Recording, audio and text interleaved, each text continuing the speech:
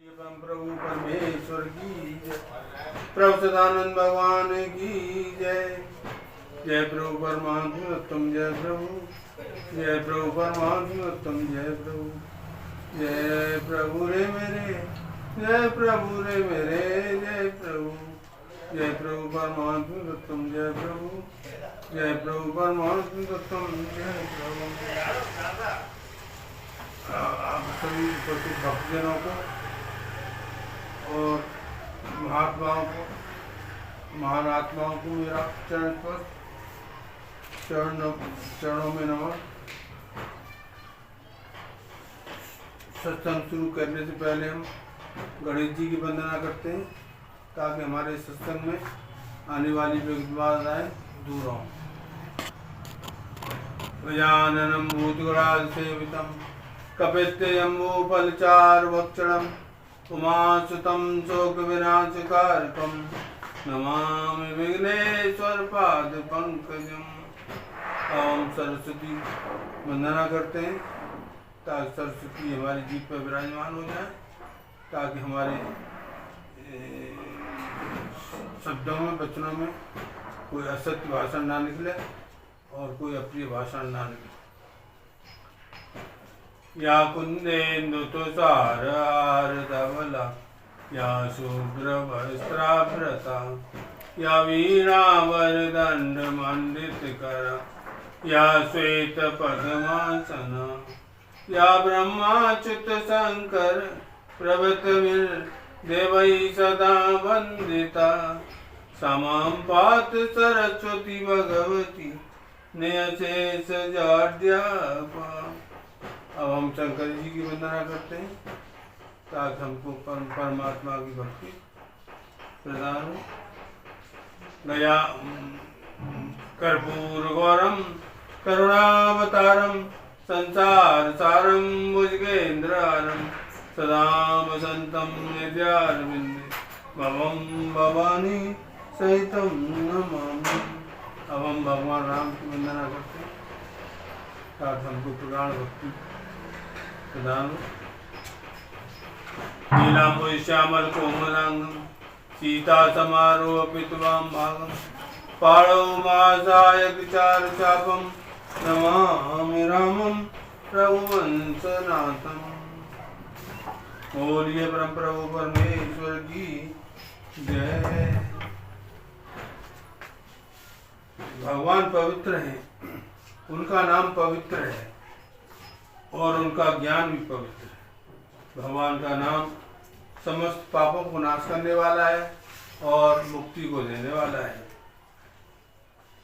आज आपको इस सत्संग सुनने को मिल रहा है, इसको मैं ज्ञान यज्ञ की उपमा दूं तो कोई अच्छी युक्ति नहीं होगी।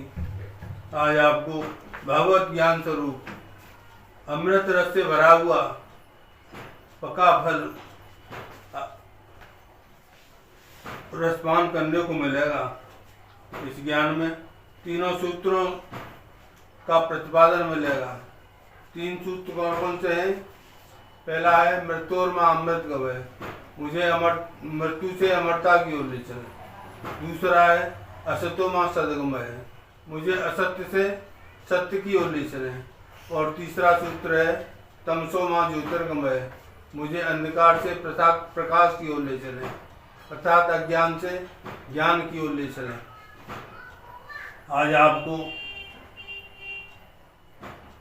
पवित्र और कल्याणकारी जल से भरा हुआ विशाल का तालाब में स्नान करने को मिलेगा, जिससे आपको अपवित्र और दूषित छोटे तालाबों में, गड्ढों में और पोखरों में स्नान करने के लिए नहीं जाना पड़ेगा। सभी ग्रंथ और पंथ भगवान की ओर ले जाने वाले हैं।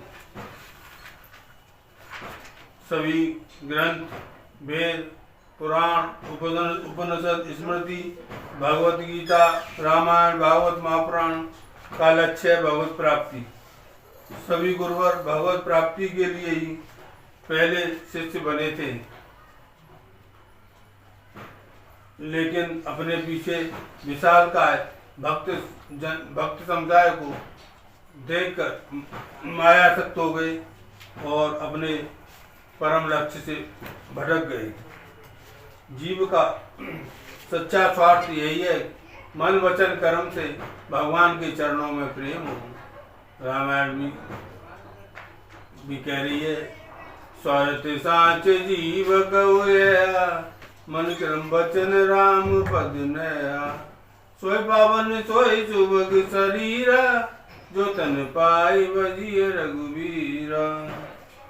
जीव का सच्चा स्वार्थ यही है, मन वचन कर्म से भगवान के चरणों में प्रेम हो, और जीव का वही शरीर पवित्र और सुंदर है जिस शरीर को पाकर भगवान का भजन किया जाए। मैं भगवत कृपा से गागर में सागर वाली कहावत को चरितार्थ करने का प्रयास करूंगा। मेरे विचार से इस ज्ञान को प्राप्त करने के बाद आपको कहीं जाने की आवश्यकता नहीं पड़ेगी, क्योंकि आज आपको समग्र भगवान की आराधना रूपी लिप्त उपलब्ध हो जाएगी, जिससे आपका तो कल्याण होगा ही, आपकी आने वाली पीढ़ियों का भी कल्याण होगा।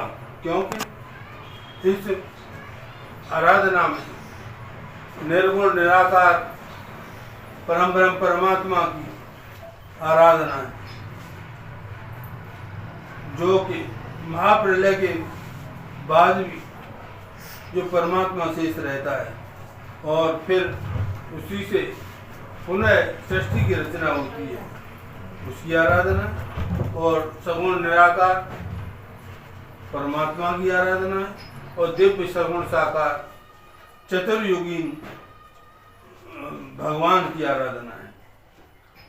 सतयुग में भगवान विष्णु का अवतार हुआ था, त्रेता युग में भगवान राम का अवतार हुआ था, द्वापर युग में भगवान कृष्ण का अवतार हुआ था, और कलयुग में भगवान सदानंद का अवतार हुआ।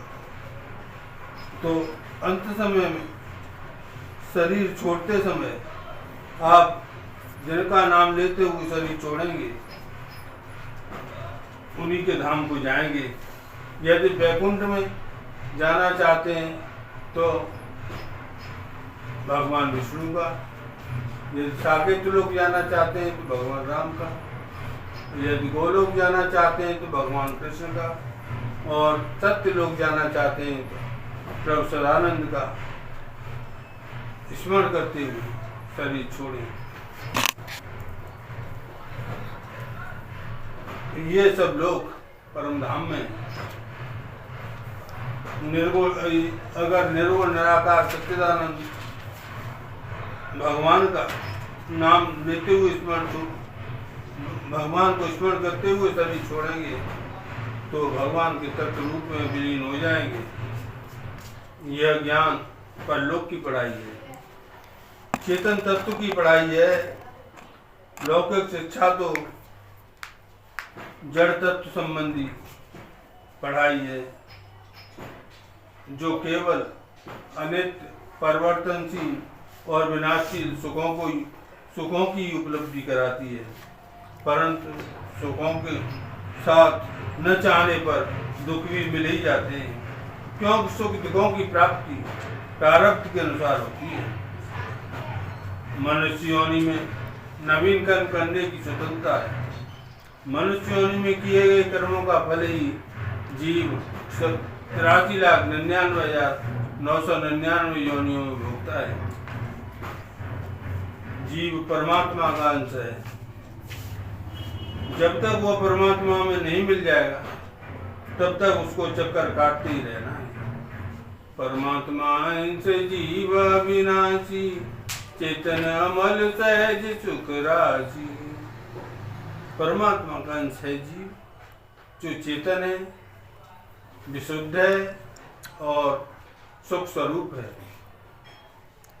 जीव को मुक्त करने का और अमरता देने का अधिकार परमात्मा ने अपने पास सुरक्षित रखा है।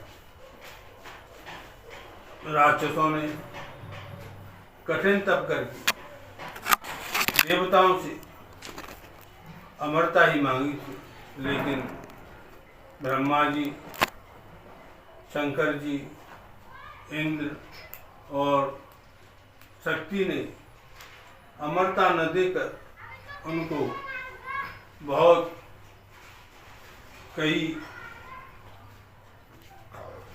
वरदान दिए और अंत में मुक्ति अमरता तो भगवान ने ही दी।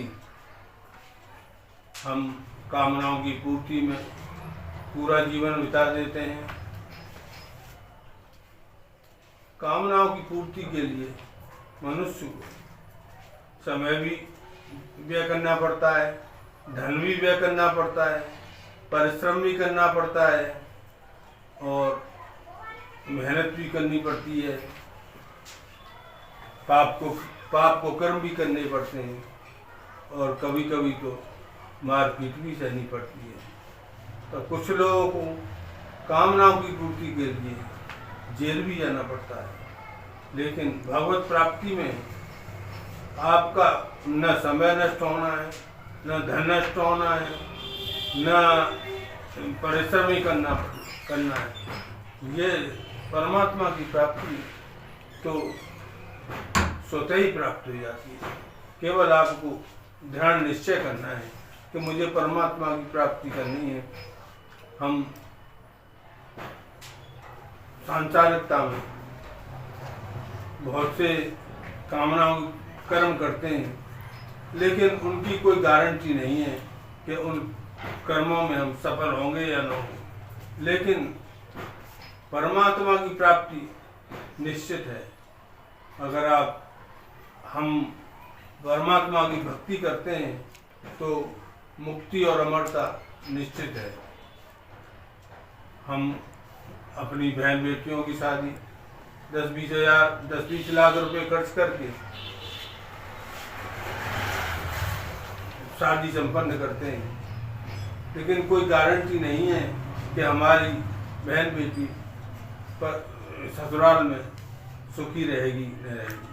हम बच्चों को पढ़ाते लिखाते हैं, उसकी भी कोई गारंटी नहीं है कि उनको नौकरी मिलेगी नहीं मिलेगी। लेकिन परमात्मा की प्राप्ति जीव को निश्चित है, क्योंकि परमात्मा का जीव परमात्मा का अंश है।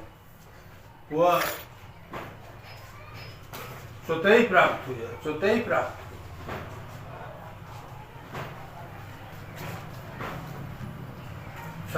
संत माताओं मुक्ति अमरता जन्म मरण के चक्कर की समाप्ति, भवसागर को पार करना बड़ा मुश्किल है। लेकिन संत महात्माओं ने इस भवसागर को पार करने के रास्ते दुर्लभ साधन है, उनको बहुत आसान बना के जीवों को प्राप्त करा दिए। परमात्मा भी बिना ही कारण जीवों से प्रेम करते हैं और परमात्मा ने भी अपनी वाणी से बहुत सुलभ साधन अपनी प्राप्ति के बताए हैं। परमात्मा ने तो कहा है, तुमने पूरा जीवन कुछ नहीं किया, विषय भोगों में फंसे रहे, तो इतना ही कर लो कि अंत समय पे ही मुझे स्मरण कर लो, अंत समय पे ही मुझे भेज लो, मैं तुम्हें मुक्त कर दूंगा। भगवत गीता में 8वें अध्याय के 5वें श्लोक में भगवान श्री कृष्ण ने अपनी वाणी से स्वयं कहा है, अंतकाली च मामेम स्मरण मुक्ता कलेवरम यह प्रयाति समद्भावम यात नाशत्र संशय। अंतकाल में जो मेरा स्मरण करते हुए शरीर छोड़ता है, वह अंत समय में मेरे ही परम भाव को अर्थात मुझे ही प्राप्त करता है। इसमें कोई संशय नहीं है। भगवान ने स्पष्ट कह दिया है बिना संशय के। तो अब हम संत के कल हम संत और सत्संग की महिमा के बारे में बताएंगे, जानकारी देंगे। आज का प्रोग्राम यही समाप्त करते हैं।